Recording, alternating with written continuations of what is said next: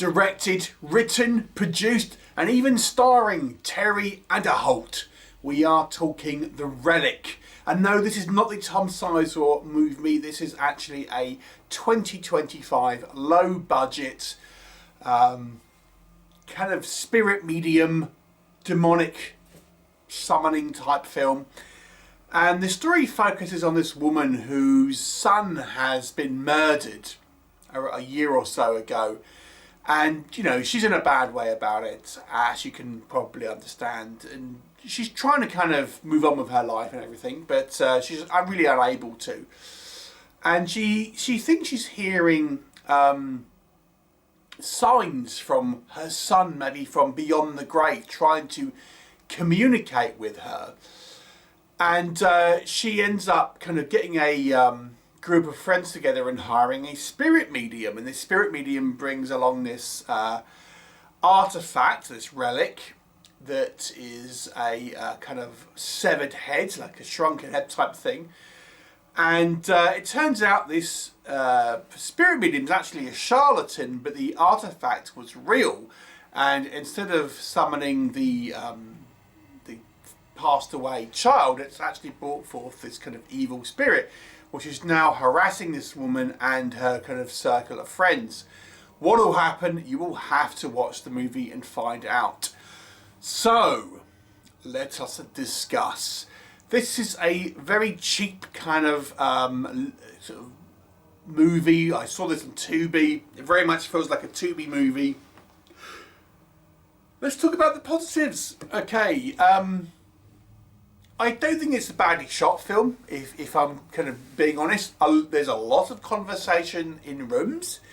A lot of it is just a static camera filming people talking, but I wouldn't say it was badly filmed necessarily. I think, you know, everyone's kind of like in shot, and you never really feel like it's kind of the direction and everything is all over the place. It kind of feels relatively kind of put together in somewhat of a professional manner. The kind of sound, kind of editing, everything. That's all pretty good. So on a sort of technical level, I think this movie is reasonably well put together. The story, whilst nothing special, I think is, you know, a fair story, and it does have a couple of interesting elements, which I'm going to come on to just a second without kind of giving any spoilers here. But it's, you know, it's an uncomplicated story that I think is, you know, an interesting, albeit somewhat unoriginal kind of storyline. So there is that. It's a low budget affair. When we do see our kind of supernatural effects, I mean, they're pretty lo-fi.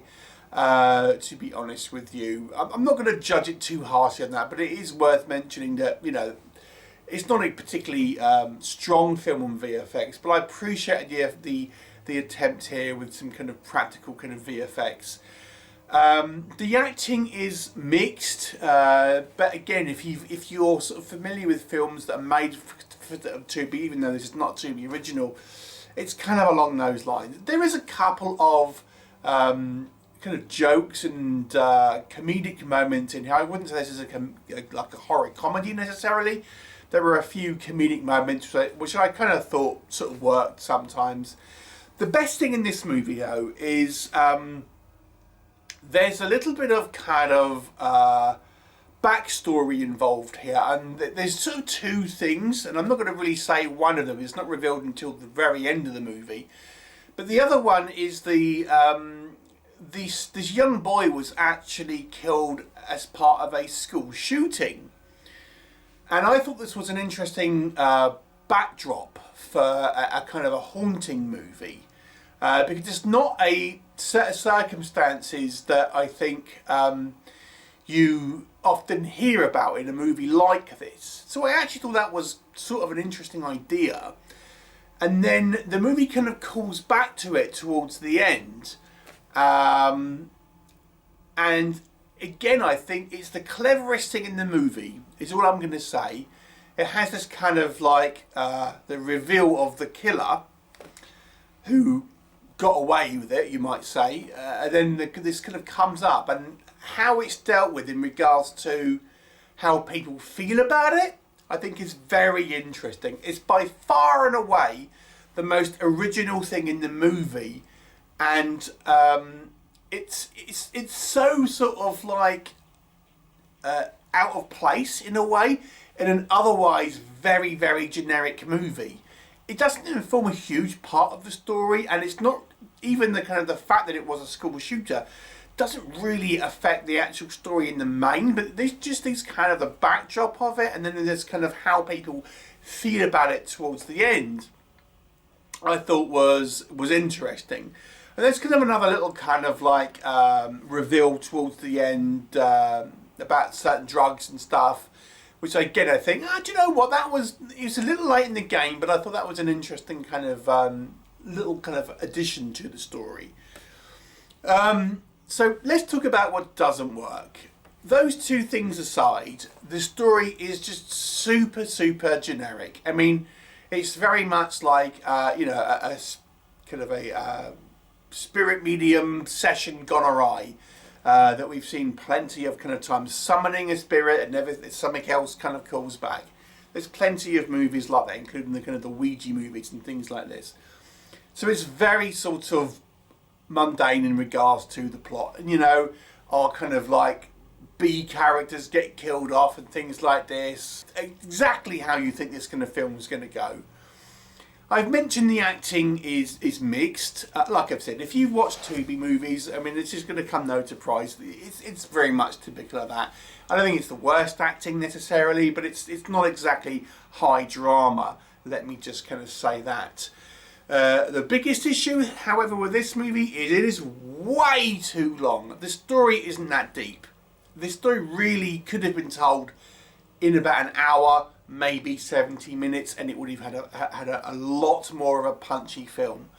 It is nearly 2 hours long. It simply didn't need to be anywhere near this length.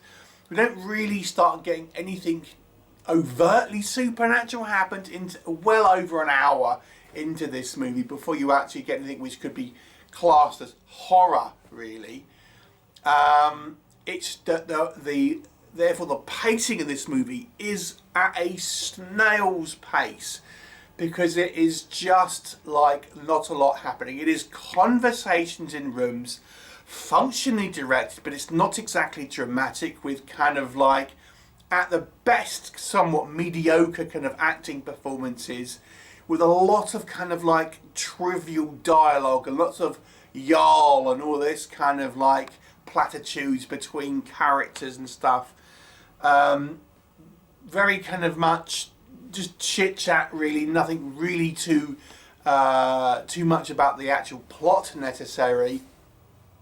Yeah, so it's the biggest factor here is it ends up being quite dull, and again, it's one of these things I've said many times. It's a one-man band show, this one, and you know, you need people to kind of say, I know you filmed all these scenes and you want to put them in, but you need a producer here to say this. It's too long. It needs to be more punchy.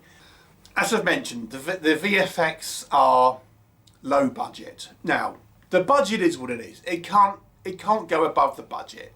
But you as an audience member aren't necessarily going to care that this movie is clearly a very, very low budget movie. You know, we get kind of shonky video effects, we get kind of like not exactly thrilling kind of practical makeup effects here. So, you know, it is what it is. The effects are relatively kind of like sparse, and when we do see them, they're not exactly going to kind of win any awards here, I would suggest. But, you know, I'm a little forgiving with ropey effects here, but be warned that the effects here are not exactly stellar. Overall, now this movie is not an interesting film. It's just the plot is very simple. It's overly long. It's not exactly dramatic. It's never really filmed in any particular kind of exciting way. The characters just outstay their welcome.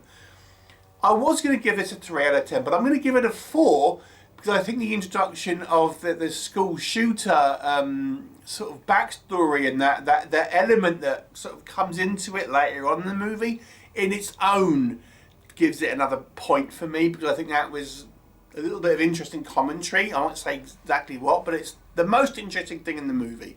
and to me that gets it another point up. So the score here is a 4 out of 10 for me. It's not a good movie necessarily here, but at least that, I wish they would have lent into that more and had a bit more context and made that a bit more of a central part of it, because it was its most unique thing. So yeah, 4 out of 10. Have you seen it? Please do let me know your thoughts, and I look forward to seeing you next time.